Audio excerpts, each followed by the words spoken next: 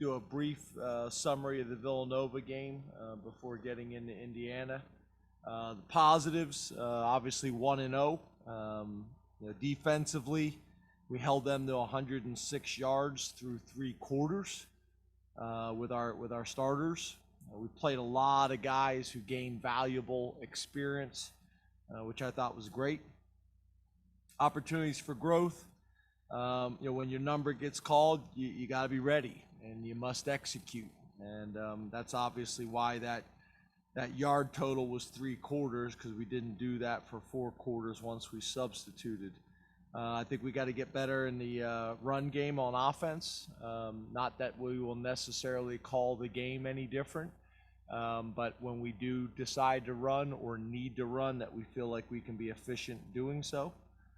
Ball security, high and tight, something we've done a good job and emphasized all year long. And again, late in the game, guys go in, get an opportunity, and the ball goes on the ground a couple times. However, it was interpreted by the officials, shouldn't have been on the ground in the first place.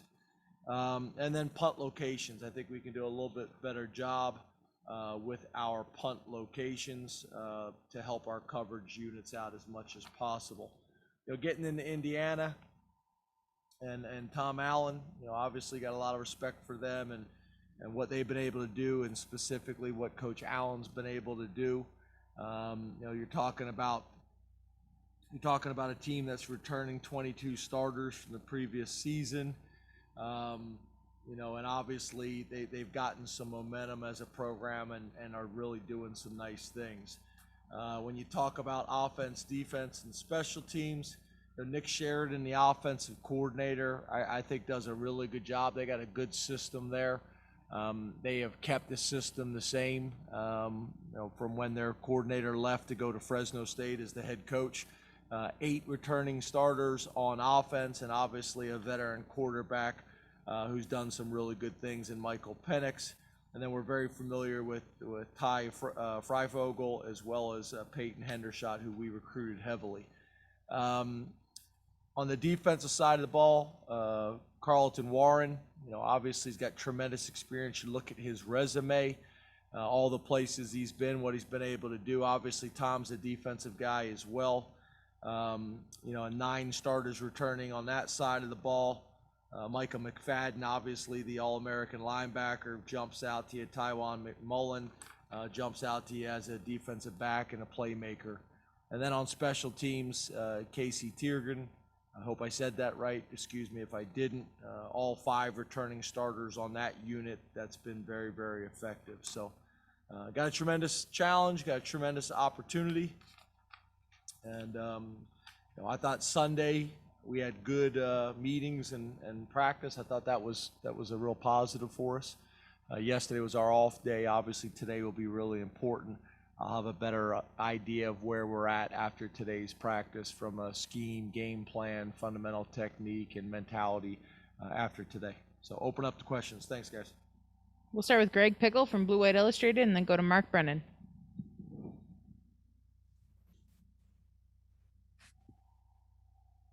You got me?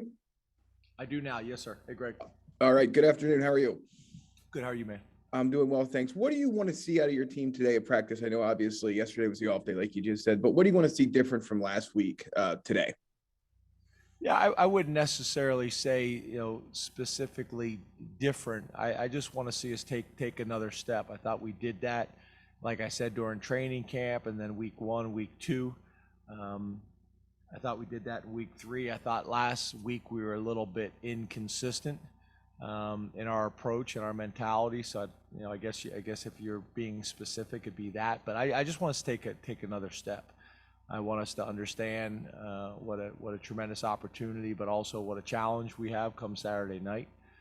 And I want to make sure that I feel like everybody within the organization, the players, the coaches, the trainers, the managers, everybody, understands that each one of these days and each one of these meeting sessions or each one of these practice sessions are like gold, and we need to take advantage of them because it could be that rep, it could be that play that is the difference in the game. So that I just want to see that. I want to see an attention to detail, and I want to see a focus and I want to see us take another step in the right direction.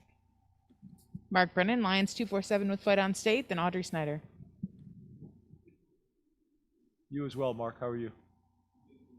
That seems like a much more like professional studio setup you got. Was that a different mic?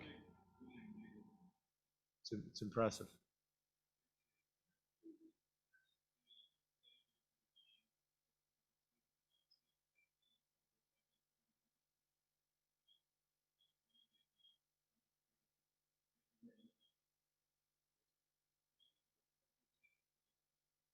Yeah, I think overall, I would say good. I think as a full group and a full unit, and obviously finding a way to be 1-0 each week and putting points on the board, and I think we have protected the quarterback better, probably in a 4-game stretch to start the season than we have in the past. I still think we can be a little bit better there. I'd like to see us play with a little bit more of an edge. I'd like to see us play with a little bit more of an edge, specifically in the run game, but really in the pass game as well. There's opportunities, when you're slide protecting or whatever it may be, and you don't have a threat in your gap, and you can go kick the defensive end or help the offensive tackle on the defensive end. I'd like to see us play with a little bit more of an edge.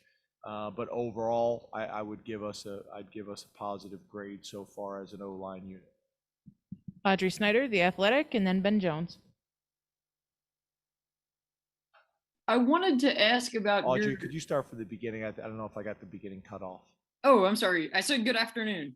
Good afternoon. I wanted to ask about your kind of where you think your pass rush is. Obviously, you guys blitz a lot, but when you're not blitzing, how do you think that rush has been?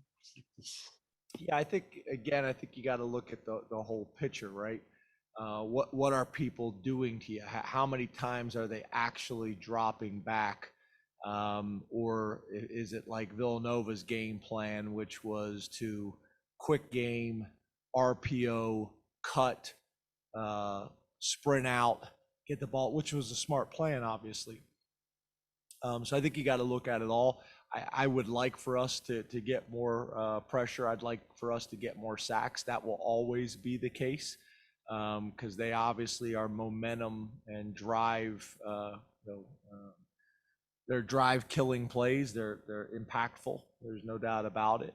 I think it has an effect on the drive. It has an effect on people's ability to score. And I think it also has the impact on a quarterback psyche when he's just getting hit and pressured a lot. So there's a lot of reasons why it's important. But overall, I think we've been solid. I think we can be better in that area, more pressure, more sacks. But I also think, again, you have to factor in, what have people been trying to do against us? What was their game plan going into the game? And I thought, specific to Villanova, they were smart with what they did. Ben Jones, StateCollege.com, then Daniel Gallen. And I should also say, Audrey, no one knows better about Villanova's plan against us than you. Fair point. How's it going, James? Good. How are you, Ben? Good. You mentioned, I think it was 16% explosive play rate for your offense. What does that represent exactly? Because it seems like a sort of a number that's at the end of an equation somewhere. And how do you kind of balance all of the analysts and the numbers that you get thrown at you with maybe the feel that you just have for the game itself? So I don't know if I understood the second part of your question. I'm sorry. You just have a lot of analysts and a lot of numbers and a lot of information and data. How do you balance that with maybe what your feel for the game is, or maybe the things that come more organically versus we have to hit these certain benchmarks? Gotcha. Okay. First of all, when you talk about the 16%, we did not run the numbers last year because, again, I think last year skewed a lot of things for people. But typically, if you are 16% or higher on offense, that's going to put you, at the top, third, top quarter of your conference, and the same thing nationally. It'd make you one of the more explosive teams in the country. And then on defense, our number's 10% or less. And again, that typically is going to put you in the top 2 or 3 in your conference, and one of the top, in the country as well, in terms of limiting explosive plays and creating explosive plays. But those numbers, to your point, Ben, change. The third down numbers 10 years ago are very different than what third down numbers are now. I mean, it used to be if you were at 40% on third down, you were really good. One of the tops probably in your conference, and now it's closer to about 50%. Offensive numbers have changed dramatically in the last probably 10 years. So we kind of come up with these numbers, and then we try to do a study in the off season and make sure that they're still accurate. But again, we didn't do that this past year because you're not comparing apples to apples. In terms of the statement that you made in terms of having a lot of analysts, we actually don't. We have about average of what most programs in the country have at this time. But I think to what your point is there's a lot of information, and how do you use it all effectively? And I think that's one of the things that you have to be careful, right? Is there's the numbers that you're getting from the data and the analytics people, and then there's also the feel of the game, the flow of the game, the momentum of the game. How is your offense playing at that moment? How is the defense playing at that moment? How the special teams playing at that moment? What is your matchups? Okay, what you thought your matchups were going to be, how are they during the game? So all those things kind of factor in. So you just try to get as much information as you possibly can. And then I think you have to trust your instincts. You have to trust your instincts when you have time. It's obviously great to get on the headset and talk to Coach Ursich or Coach Pry or Coach Lorig and get their perspective.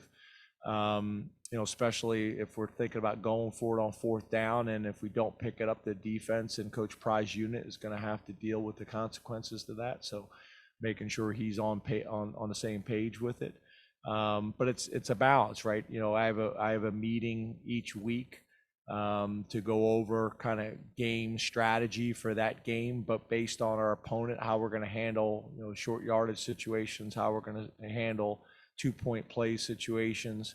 And then we actually have another meeting, or I guess it's the same meeting, reviewing the previous game. So how did we do in those situations? What would we do differently now looking back at it? And then, like I said, planning for the next game based on what the data tells you.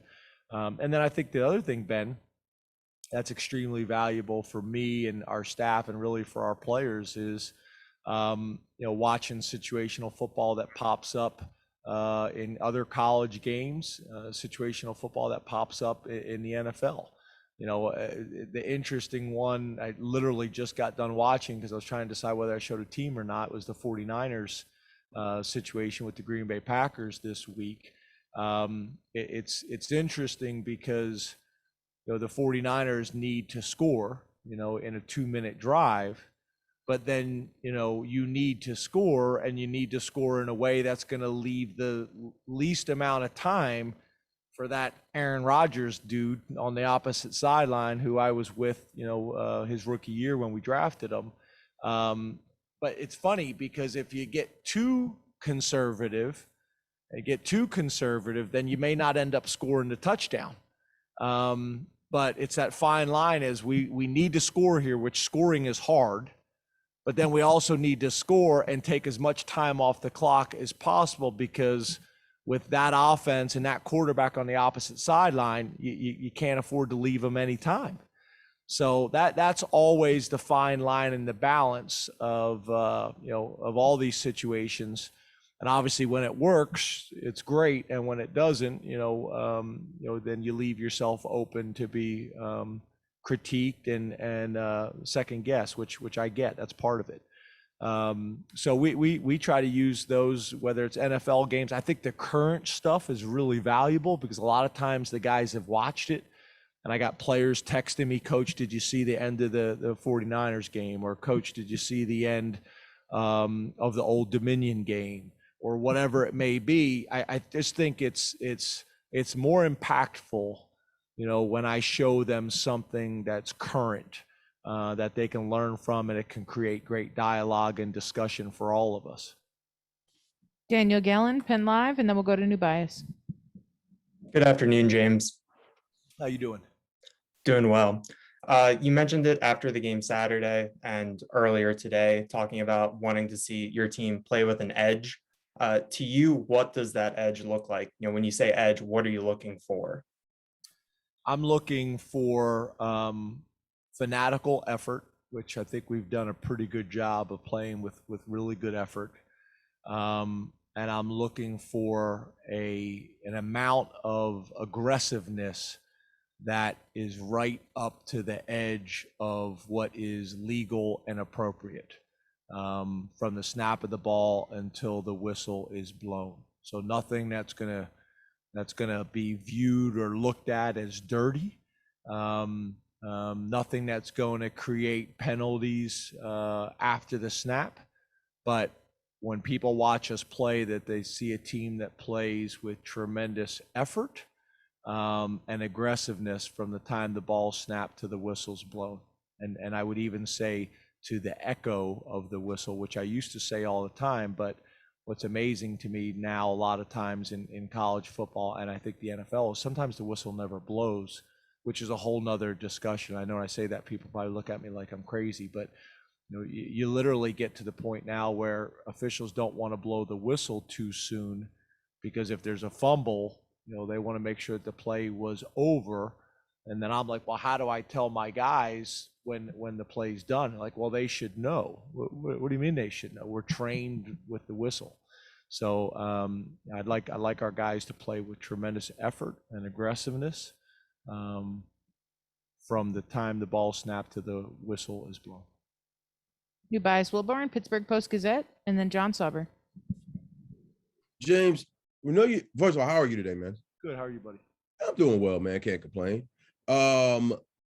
Obviously, you guys repeatedly say you don't believe in revenge games, want to know every week, but you guys have used examples from last year's game against Indiana to help improve your red zone defense, or as far as like to harp on the importance of it. How do you balance using examples from previous years or previous games with not being too focused on the revenge factor of it? Well, because the only people that I ever hear use those terms is when I get a question like this. Yeah, we use examples, like I said, of the 49ers. We go back and watch our tape and learn from it and make corrections. But our entire focus and energy is on beating Indiana this Saturday, this season. And although previous records, I think are interesting to look at, previous records against certain opponents and all these types of things, but at the end of the day, all that really matters is you have to find a way to beat the team that you are playing this Saturday. When we do our film breakdown, do we look at, especially at this point of the year where it's still fairly early, where you're looking at the most recent games played, and then do you also probably include our game last year? As long as most of the coordinators are the same, do you factor that in? Yes. But for us, we're trying to beat Tom Allen and the Indiana football team for this season and this season alone. John Sauber, Center Daily Times, then Mike Gross. Hi, James. Your top Hey, three John. receivers saw 75% of your team's target in the 2 games against Power 5 opponents, which were the only games you guys didn't go deep into the depth chart. Is that kind of the plan moving forward, to lean heavily on that top 3? And if not, how do you involve more guys offensively?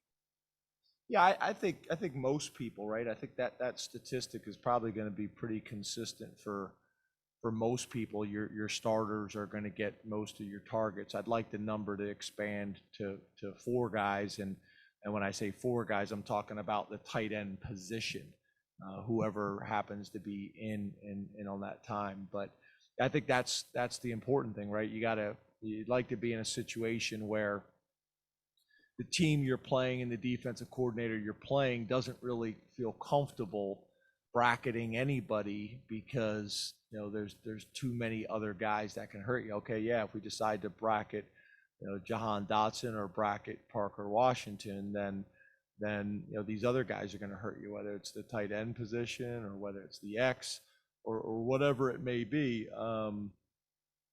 Keandre obviously shows that he can make some big plays. Our tight ends have showed that they can make some big plays. And then again, when we choose to run the ball, if you're effective and explosive in that area as well, now you just become really challenging to defend, especially when people know that Sean's got enough mobility. Sean had a big time play last year, a big run against them early in the game.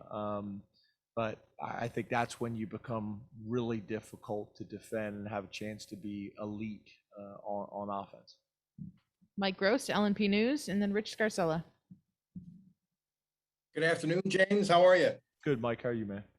I'm good. I understand you called me Neil last week. Thank you. I consider that a compliment. Did I? So that's what they tell me. If I did, I apologize. That's okay. Anyway, when people talk about struggling in the run game, I think most people would think, your offensive line's got to fire off the ball and knock the guy opposite them backwards. But it seems like opposing linebackers have made an awful lot of plays against you so far this year. I thought the kid for Villanova had a great game. Obviously, Wisconsin, that was the case. Is there anything you can do better in terms of getting the linebacker level blocked or fooling the linebackers or whatever? Am I crazy, or is that a thing? No, I think it's fair. I think it's all of it, right? It starts with getting knocked back, on the line of scrimmage, and then it's talking about, getting knocked back on the down lineman and then double team into a linebacker. It's about breaking tackles and making people miss. And then it's how can you create some indecision and hesitation with them, with the motions and the shifts and some of the misdirection stuff, to keep them honest so they can't play as fast and as aggressive as they want. The RPOs play into that too. I'd also make the argument one of the reasons why we're throwing the ball so well is because people are committing so many people to the box to stop the run. So I think, Neil, like most things, right? It's not one thing. It's easy to talk just about the O-line. And like I said earlier, I think overall our O-line's playing pretty good. But it's a combination of all those things. And again, when we can become just a little bit more efficient in the run game and a little bit more explosive in the run game, then I think we got a chance to be really difficult to defend.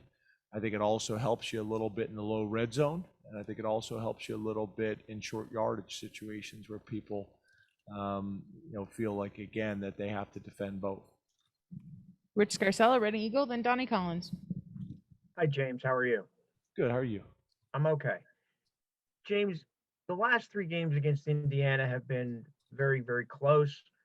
What is it about Indiana that they seem to match up well with you guys? Yeah, well, a couple things. I think your point is accurate. First of all, I think Tom's done a really good job. I think they got a good scheme, and I think they play hard, and I think they've recruited well. And to be honest with you, I don't think it's just Penn State. I think their program has improved, and they're doing that against a lot of people. I've watched them on tape, watched them on TV on Thursday night games. I think for a couple of years, if I remember correctly, getting home after my radio show on a Thursday night, watching them play Ohio State real tough one year. So they've improved, and that improvement has allowed them to win a few more games and has allowed them to play, pretty much everybody in a competitive way. But I think, again, I think part of it is scheme. I think part of it is talent.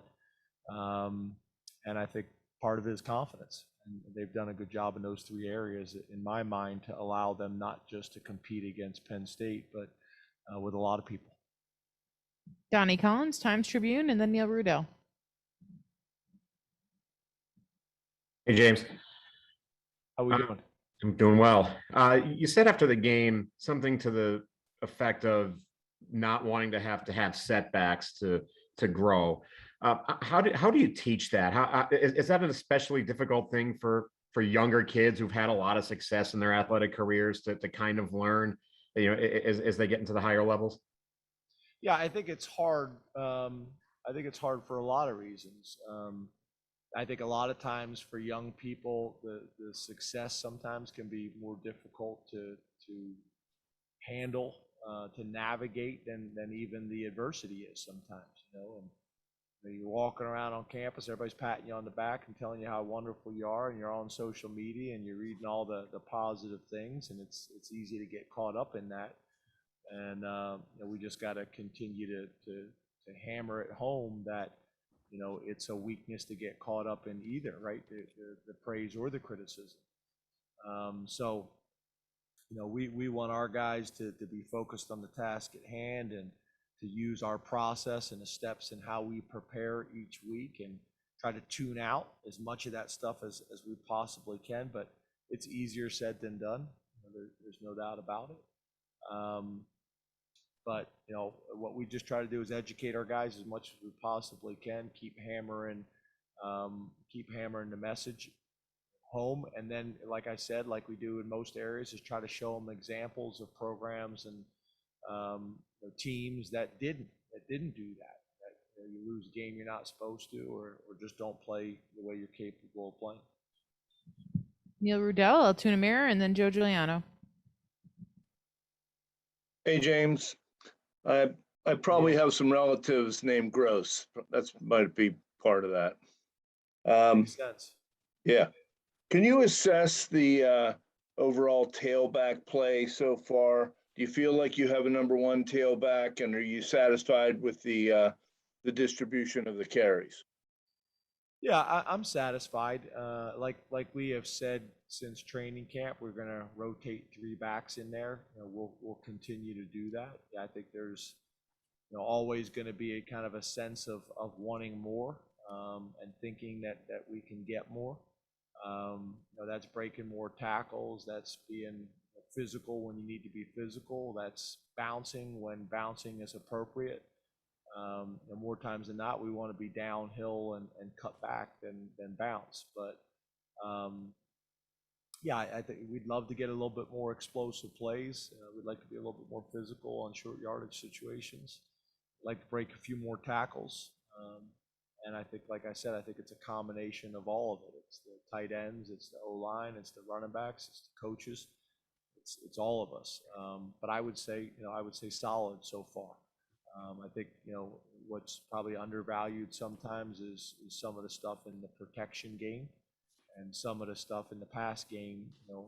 Noah jumps out in my mind specifically. Some of the plays that he made on the perimeter and breaking tackles and making people miss, especially late in that Wisconsin game and the passing game, things like that. So overall, solid. I think we can get a lot better there, and I think we are a lot better there. Joe Giuliano, Philadelphia Inquirer, and then Ali Barubi. Hello, James. Hey, Joe.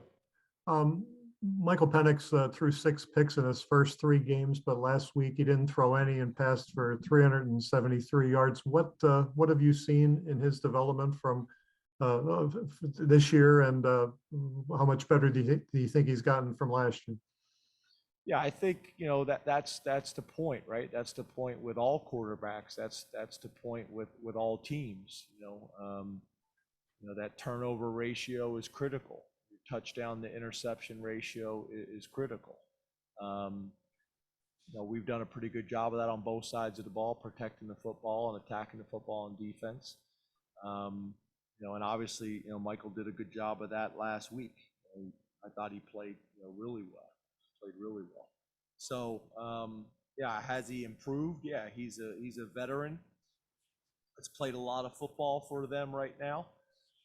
Obviously, last year, he had a special year. He's had to fight through injuries. I think all that adversity, I think when handled the right way, helps you. But that's going to be a key factor in this game, right? How well he plays, and how consistently we can get to them. And I think that's going to be a huge factor in this game. Allie Berube, ABC 27, and then we'll go to John Petishnock. James, how's it going? Hey, Ali, good. How are you? Good. After Saturday's game, Sean Clifford said he feels like this is the best team in the country. And in the past, you've talked about making the leap from being a great team to an elite team in college football. Where do you think you are on that journey? And do you kind of agree with him that this team has the potential to be the best in the country? I just want to beat Indiana. I appreciate Sean's confidence, and I appreciate Sean's belief in his teammates and the program and the statement. But as you guys know, and I know you guys hate it because it seems boring, but I just want to beat Indiana. And I think if we approach it like that week in and week out, it'll give us the best chance to reach our potential, whatever that may be. So I appreciate Sean and his confidence and his belief in his teammates and our program and the type of support that we've gotten for the community and the buzz and excitement that we feel in Happy Valley right now. But what I'd prefer is that everybody pour their energy into Indiana and our players preparing like they've never prepared before for a game, and our fans packing Beaver Stadium and making Saturday night one of the toughest environments in all of college football. And then Saturday night, we can have another discussion about where we sit in the football hierarchy. And then I'll probably give you another boring answer. But I just want to find a way to beat Indiana. Dave Melandra from Nittany Lion Sports Wire, and then we'll go to Tyler Donahue.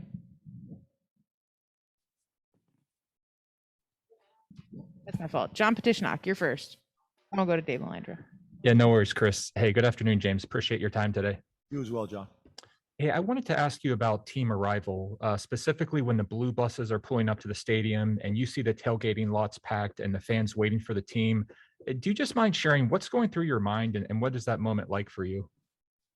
I would say, appreciative and emotional. And it's really before that, you kind of get a sense, and I'm not even sure if everybody kind of knows the route we go, but, we come from the hotel, and instead of coming out there on the highway, we make a right and go down the street to the end of that street. It's kind of a cul-de-sac type deal. And then we just we hop the curb, about 70 miles an hour and then go through these it's kind of like a gravel road. And then we kind of weave our way back up,